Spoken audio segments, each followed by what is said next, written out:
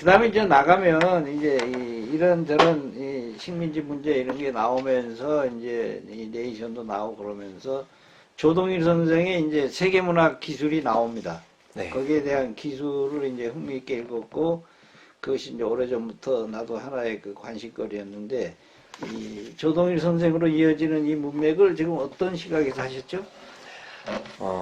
조동일 선생님이 시도했던 것은 조동일 선생님이 연구 활동을 본격적으로 하시던 1970년대와 1980년대 이때가 사실은 전 세계적 규모에서의 제국주의와 식민지 또는 식민지 경험을 가졌던 나라들로서 후식민지죠. 그러니까 제국주의와 식민지 또는 후식민지들의 위계관계에 대한 인식이 투철했던 시기에 조동일 선생님은 문제를 고민하면서 이것을 어떻게 이런 어떤 위계의 인식을 해체할 것인가에 고민을 많이 하셨던 것 같아요. 그래서 서구를 하나의 모델 또는 모범으로 보고 비서구 사회를 그것을 모방하는 세계로 보는 그런 일방주의적 인식에서 탈피하기 위해서 세계사를 여러 문명권으로 나누고 그래서 이제 유럽어 문명권이 있고 또 산스크리트어 문명권이 있고 또 한자 문명권이 있고 또 이렇게 아랍어 문명권이 있고 이렇게 주요하게는 4개의 문명권으로 나누면서 이들이 어떤 하나의 위계설 안에 하이어르키를 갖는 수직으로 이렇게 재편되어 있는 그런 사회가 아니고 수평적이고 각기 다른 어떤 독자적인 문명권을 이루면서도 동시에 교섭을 이제 만들어 온 그런 구조로서 세계문학사를 인식하시려고 한 것이죠. 이제 그러다 보니까 고대, 중세, 근대라고 하는 어떤 역사학적인 시간의식 또는 문학사적인 개념도 이제 그게 사실은 서구 개념이죠. 그래서 가톨릭 천년 왕국을 기준으로 해서 그것을 중세라고 놓았기 때문에 그 전의 고대 인본주의와 르네상스 이후의 인본주의로서 이렇게 3분한 것이 고대, 중세, 근대였단 말이죠. 근데 그것을 가지고 우리 한국사를 말하거나 한국 문학사를 말하는 사람들도 전부 그대로 받아들여서 고대, 중세, 근대 이런 식으로 3분하는 것을 이제 그 개념을 바꿔놔야 되겠다 생각을 하시면서 언어와 어떤 문학을 중심으로 해서 고대 문학은 구비문학의 시대고 그리고 중세 문학은 어떤 아까 말씀드렸던 각 문명권의 어떤 전범, 고전을 중심으로 해서 어떤 문화적 향유를, 보편적 문화를 향유하려던 그런 시대가 중세였고 그리고 이제 근대는 각각의 그 문명권에 소속돼 있던 각각의 민족과 사회가 자기 언어로 자기 문학을 하려는 시대가 바로 근대다. 이런 식으로 이 서구 중심적 역사로서의 고대, 중세, 근대를 해체하고 또 제국주의와 식민지로 이양대립화되어 있는 세계사와 세계문학사를 해체해서 각각의 문명권에 속한 각각의 나라의 문학들이 동등한 지위를 갖는 또 그들의 언어와 문학을 중심으로 한 어떤 독자적 가치들을 갖는 문학들의 전 체계가 세계문학사라고 논의하신 거죠. 그래서 저는 조동일 선생님의 그런 어떤 문학사가 고전문학을 하신 분이신데 김유식 선생님과는 또 굉장히 다른 점이 있다고 생각이 됩니다. 김유식 선생님은 서구 근대를 중심으로 한 어떤 근대국가, 근대문학 개념을 중시하셨기 때문에 그것을 따라가는, 그것을 보편적으로 이렇게 수용하는 그런 후발 국가들, 비서구 사회의 그 문학사가 바로 근대문학사고 그렇기 때문에 항상 서구 문학사에 대한 결핍 또는 과잉으로서 현대문학사를 설명할 수밖에 없는 그런 어떤 난경에 처했다면 조동일 선생님의 그 문학사관은 이런 제국주의 식민지로 특징 지어지는 근대 문학을 모델로 삼는 것이 아니라 고대, 중세, 근대의 어떤 유구한 역사를 시간을 대상으로 삼아서 그리고 또 더 넓은 문명권들을 대상으로 삼아서 문학사를 구상하고 계셨기 때문에 일종의 그 구상했던 문학사론이 정말로 진정한 의미에서 포스트 콜로니얼한, 즉 식민주의를 넘어서는 어떤 문학사관의 실험이 아니었던가 이렇게 생각을 해보는 것이죠. 그래요. 그 이제 상당히 다르죠. 근데 네. 이제 나는 그런 생각을 해요. 조동일 선생이 고전 문학사를 쓰고 이제 이러다가 그 고민 끝에 이제 이 세계문학으로 나가셨는데 네. 그거는 김윤식 선생하고는 다른 길이었지만은 그분 나름으로 근대를 넘어서려고 하는 이제 노력이었는데 기본은 서구 근대에 대한 하나의 반향으로서 네. 김윤식 선생은 좀 더 적극적으로 그걸 수용했고 조동일 네. 선생은 세계문학으로 극복하려고 했는데 조동일 선생의 그런 그 구비문학 시대로부터 오는 유구한 문학의 역사에 실증주의에 좀 더 충실하셨더라면, 네. 그러니까 이 세계문학 쪽으로 나가면서 뭔가 이렇게 상당히 그 공동체 비슷한 유사 논리로 빠지는 위험이 있어요. 뭔가 논리가 공허해져요. 예. 워낙 거시담론. 그렇지, 거시담론으로 가버리니까. 그래서 이제 유럽 중심주의를 부정한다고 하면서 자꾸 유럽 중심주의의 유혹으로부터 떨어지려고 하는데 아까 그 꽃나무에서 얘기한 대로 가까이 다가갈 수 없는 어떤 부분이 있었을 것이고 예. 그것이 우리 선배 두 대가 선생님들의 고민이었을 것이다. 이런 생각이 든다는 겁니다. 제가 첨언이 될지 모르겠습니다만 제가 최근에 다다른 생각이 한 사회의 문학이 어떻게 현대문학으로 나아가게 되는가, 그러니까 전 현대문학에서 현대문학으로 어떻게 나아가게 되는가, 여기에 몇 가지 어떤 방식 또는 계단이 있다는 생각을 했습니다. 네. 근데 그 중에 가장 이제 첫 번째 유형 중에 하나는 내파라고 할까요? 자기 사회 내부에서 자기 사회의 모순을 스스로 극복하려는 어떤 내적인 추동력에 의해서 임펄전이라고 내파, 그러니까 스스로 안으로부터 깨어지는 것이죠. 그런 방식이 하나 유형이 가능하고요. 그리고 많은 근대주의자들 또는 식민지 근대주의자들이 이제 믿는 방식이 두 번째 방식인데 그것은 모방 또는 이식이죠. 그렇죠. 그러니까 서구를 모방하고 서구를 여기다 옮겨 심음으로써 현대로 나아갈 수 있다고 생각하는 방식이 두 번째 방식인데 이거 굉장히 많은 사람들이 믿고 있지만 이 맹점 중에 가장 중요한 것은 자기 부정이고 자기가 가진 전통과 역사를 부정하고 자기의 어떤 창조적 능력을 부정하는, 그래서 저는 굉장히 이것은 인간학적이지 못하다. 이것은 인문학을 하는 사람들이 일단 이 논의를 수용하려 하기에 앞서서 과연 이것이 인간의 창발성, 창조성, 그리고 자기 역사성, 자기 인식 이런 것들과 어떤 관계를 맺고 있는지를 좀 검토해 봐야 된다고 저는 상당히 강하게 얘기를 하고 싶고요. 예, 또. 네, 세 번째가 이제 접합입니다. 접합은 뭐냐면 원래 자기가 갖고 있던 것과 바깥의 것을 창조적으로, 저는 그래서 그것을 식물학에서 얘기하는 접붙이기로 생각을 하는데 그래프트라고 하죠. 그래서 자기 원래 있었던 것과 그 중에 중요한 것과 바깥에 중요한 것들을 접합해서 제3의 것을 창조하는 방식인데, 저는 이 식물학적인 개념이 문학과 역사의 어떤 새로운 창조, 현대화 과정에서 아주 중요한 신개념이 될 수 있다. 그렇게 생각을 하고 이걸 어떻게든 뭔가 만들어 봐야 되겠다 하고 생각을 하는 중입니다. 그러니까 이제 방 교수가 도달한 이제 고민의 이제 결론이랄까 현재 상황에서 이제 그거죠. 네.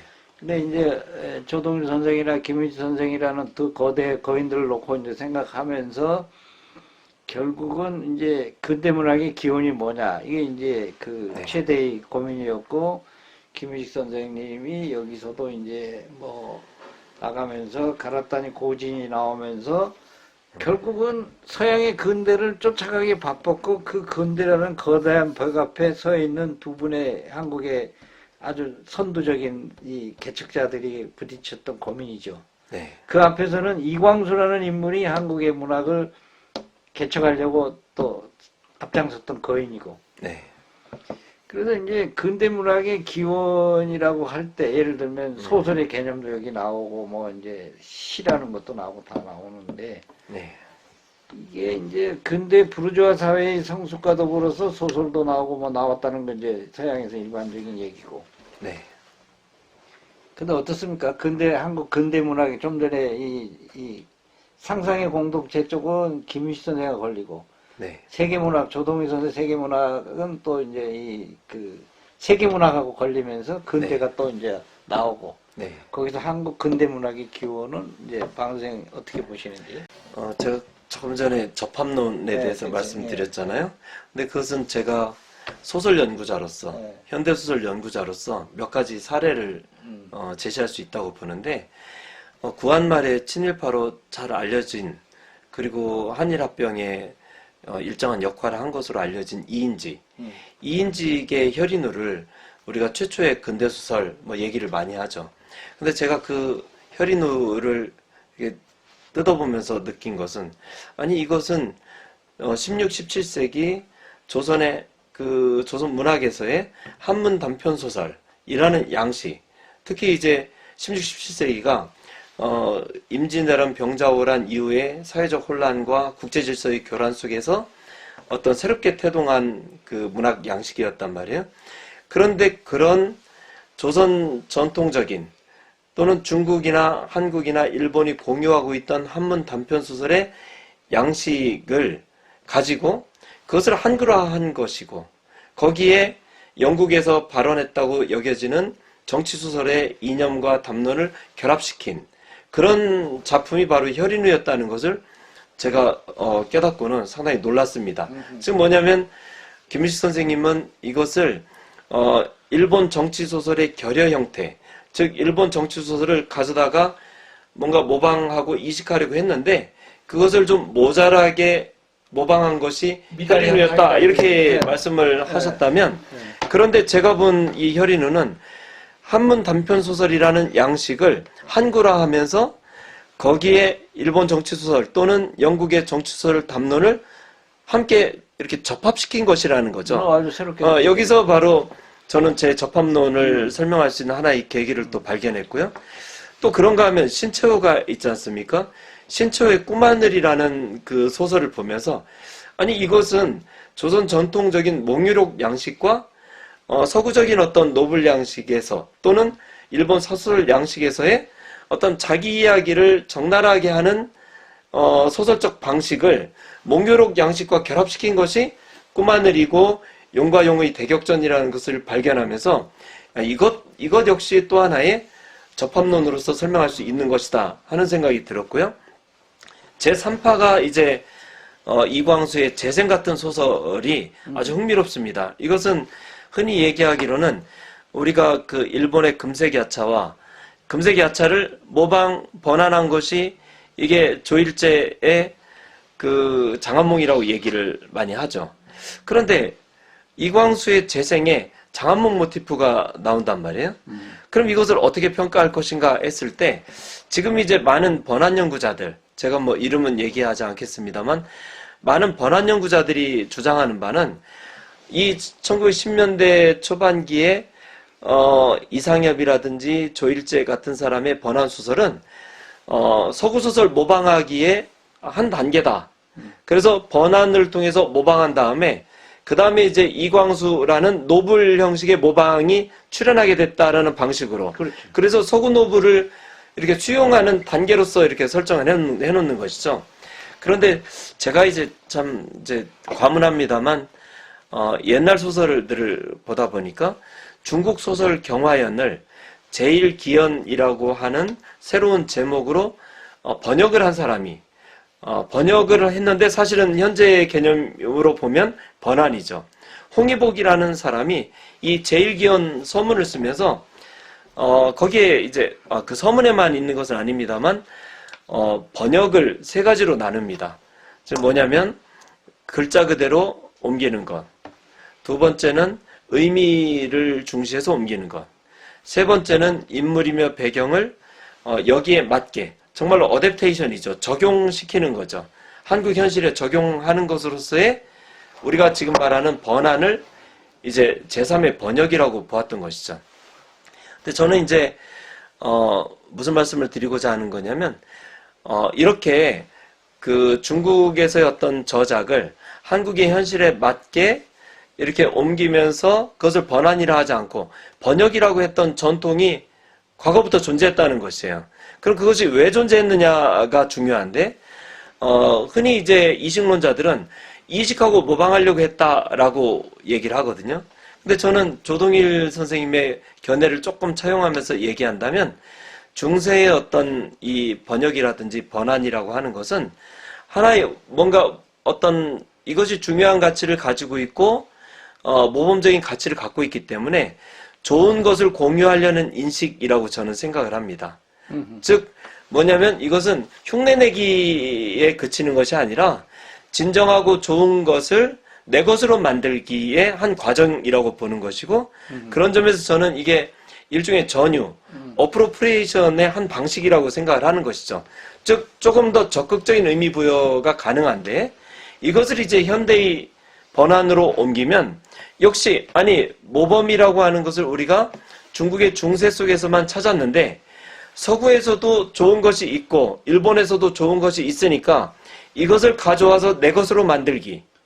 라고 하는 이념이 매우 포지티브한 이념이 충만했던 것이 구한말과 그리고 한일합방 직후에 지식인들의 어떤 또는 문학인들의 중요한 의식이었다고 생각하고, 예, 네, 예, 미안해요. 네네, 지금 말씀하신 그런 내용은 사실은 서양 문학에서도 있어요. 그렇죠, 그리스 로마 문학 중에서 예를 들면 그리스의 신화 속의 주인공을 등장시켜서 지옥을 순리하고 다 이렇게 나오거든요. 그렇죠, 단테, 예. 예, 그러니까 이런 연속성은 사실은 서양 문화 속에도 있는 거고 우리 문화 속에도 있는데, 네, 근대라는 너무나 커다란 장벽 앞에 서니까 사람들이 우리가 그렇게 한 것도 잊어먹고 서양이 그렇게 한다는 것도 잊어먹고 맞습니다. 우리가 이제 모방한 거, 네, 그러니까 일본과 우리 대비선에서만 자꾸 상상의 공동체를 만드니까 네, 그런 문제가 생기고, 이제 저는 뭐 김일수 선생님 학문적 업적을 존경하는 사람이지만 그 한국 그 문학사에서 한국 근대 문학은 영종조 시대부터다 하고 뭐 네. 잡다하게 드러났는데, 그 예증은 사실은 설득력이 좀 적어요. 네, 근데 이제 오늘 방 선생 얘기를 들으면 이게 이제 작품으로서 이게 이광수, 이인직 뭐 이렇게 연결되는 그 고리가 있기 때문에 네, 훨씬 더 힘을 가질 수 있다고 봅니다. 네, 그래서 이제 이 문제는 뭐냐면 그 한국문학사 소수에서 이렇게 나오잖아요. 이 한국 근대문학은 뭐 명치 대중문학의 이식문학의 역사다라고 네, 해서 이 말을 이식문학론자로 단정을 해버리잖아요. 네, 근데 여기도 이제 물론 소설이 돼 있습니다만 그 이마에 그 글을 다 읽어보면 그것은 어떤 한 문장을 강조하기 위한 표현이었을 뿐이지 맞습니다. 그 문장 전체가 그분이 그걸로 막 몰고 간 게 아니에요. 맞습니다.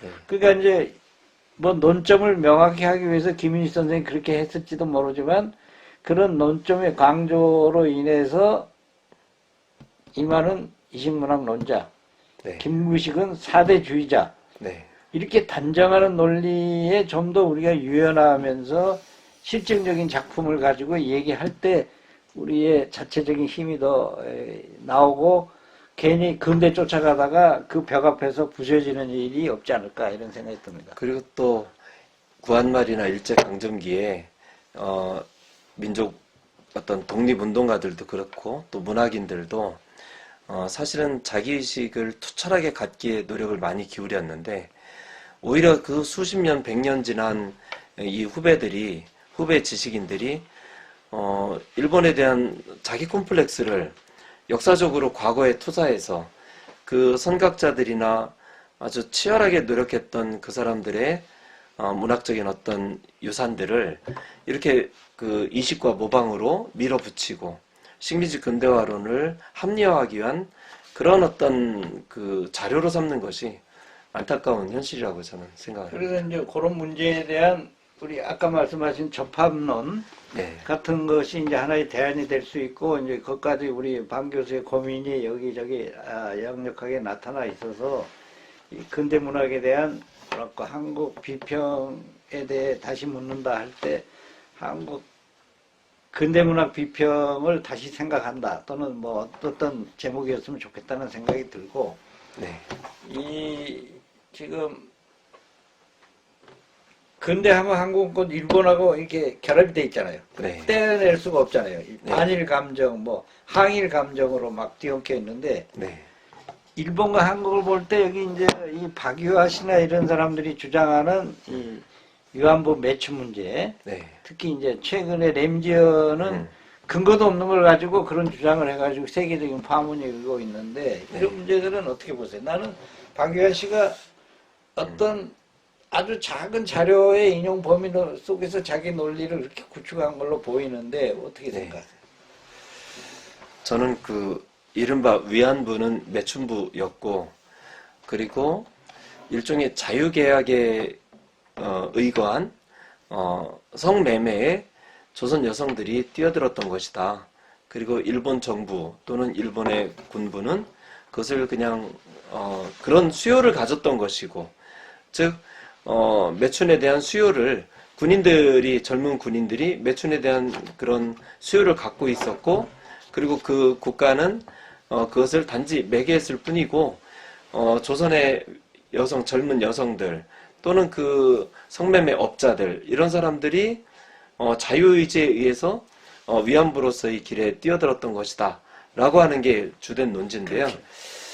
저는 그것이 식민지 근대화론의 젠더적인 어떤 부분을 대표하는 것이라고 생각하면서 이제 미국의 램지어 교수도 이제 허황된 논리를 펼치고 있다고 보는데, 저는 이런 담론이 결여하고 있는 것은 일본의 어떤 그 조선에 대한 강점, 지배가 가진 근본적으로 폭력적인 구조, 그리고 근본적인 동원 구조라고 하는 것을 보지 않은 채 본말을 전도시켜서 그 폭력을 배제한 채, 그리고 성노예 상태를 근본적 지위를 배제한 채 그것을 자유의지로 돌림으로써 그럼으로써 사실은 일본의 제국주의 지배나 불합리한 어떤 그들의 폭력적인 범죄 행위들에 대해서 면죄부를 주는 이제 그런 발상법이 아닌가라고 생각을 하고요.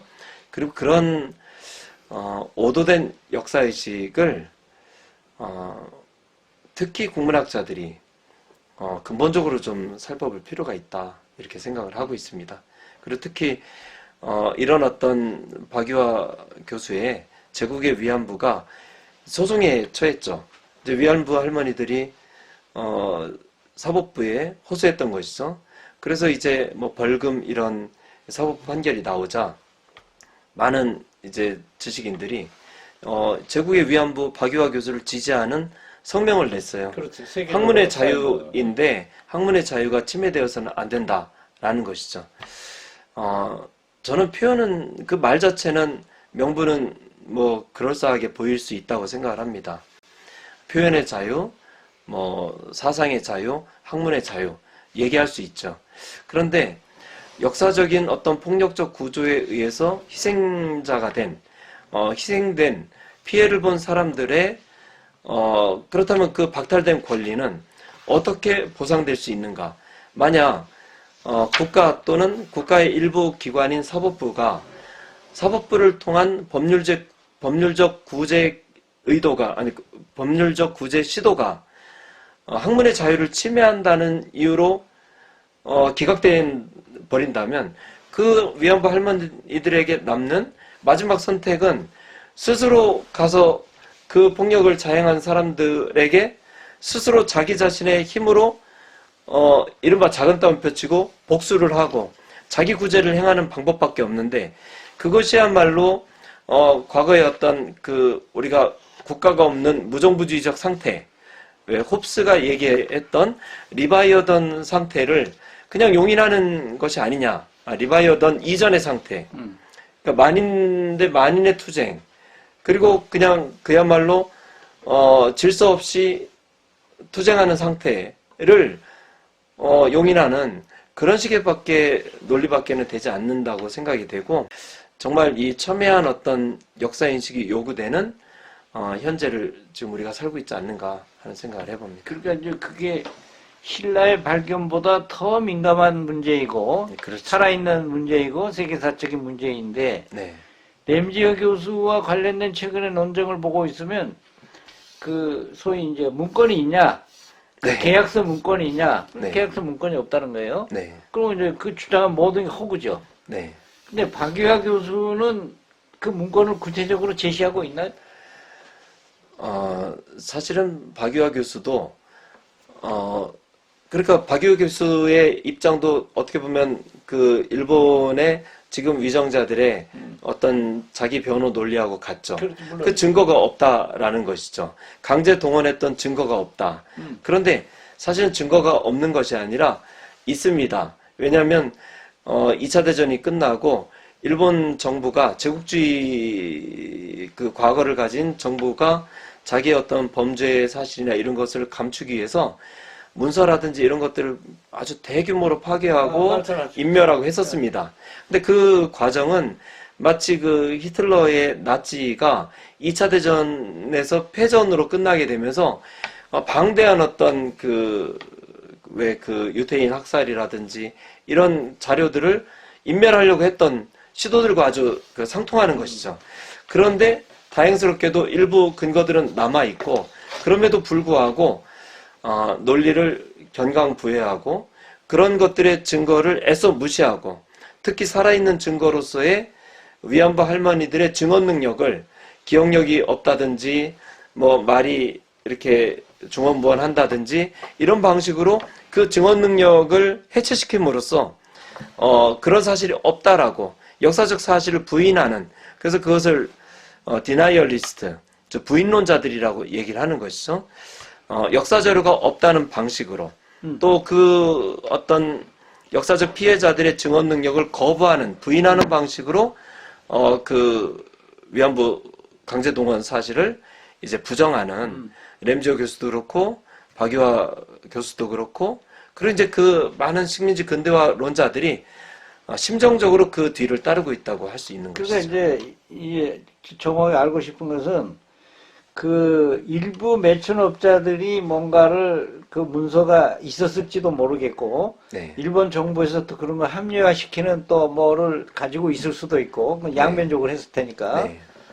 그런데 그 실제로 현장에는 끌려가서 그렇게 봉사나 희생이나 인간 파괴를 당한 사람이 있는데 네. 살아있는 증거가 있는데 그렇죠. 문건이 없다고 해서 살아있는 사실 자체를 부정해버린다? 이건 앞뒤가 안 맞잖아요. 그리고 이제 그 매춘업자들, 성매매 업자들을 자유의지를 가진 사업자들로 보고 그렇지. 그리고 이제 그 일본 제국 군대를 그냥 수요자로 그렇지. 보고 그리고 이 위안부들은 공급자로 보는 식의 네. 마치 무슨 자유시장 경제에서의 수요 공급의 아담 스미스의 보이지 않는 손에 의해서 조절된 그런 어떤 시장 경제 구조 속에 있었다라고 보는 것이 사실은 일제시대 전체를 관철하고 있는 어떤 제국주의 지배구조의 폭력성, 그리고 동원구조, 부자유 상태, 그리고 한국인들의 노예 상태, 특히 그 위안부 여성들에게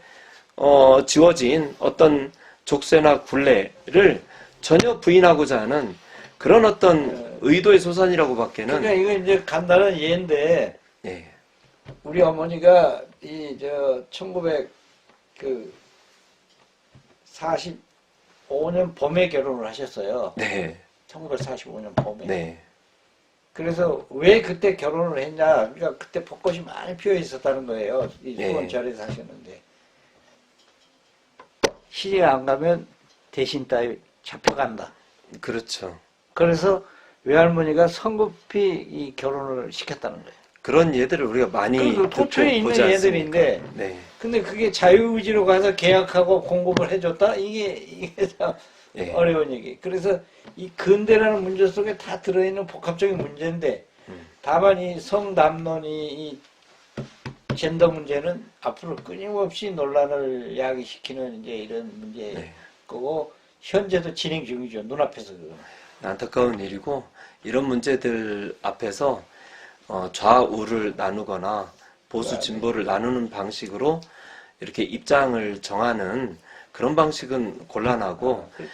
우리가 공통의 역사 인식에 기반할 때만 이 현재의 한국 사회를 미래로 끌어갈 수 있는 그렇죠. 단합된 힘이 나오지 않나 하는 생각을 해보게 됩니다. 자유의지로 갔다 해도 문제고 자유의지가 없었다면 정말 더 큰 말도 안 되는 문제고 그런 문제 앞에 또 직면해 있어요, 우리가. 그렇습니다. 어떻든 방 교수 이 책은 내가 뭐 수십 년 읽었던 근대 문학, 근대 비평 이런 문제들을 종합하면서 방 선생이 가지는 그 문제 의식을 잘 표현해 줬고 정리해 줬고 여기서 또 발전된 업적들이 나오기를 바라고. 여러모로 미흡한 책인데도 네. 이렇게 관심 갖고 읽어주셔서 네, 그 이제 감사합니다. 이광수 문제는 오늘 별로 얘기 못 하고 지나갔는데 다음 기회에 또 하십시다. 네, 알겠습니다. 네, 이 책 출간을 축하드립니다. 고맙습니다, 선생님.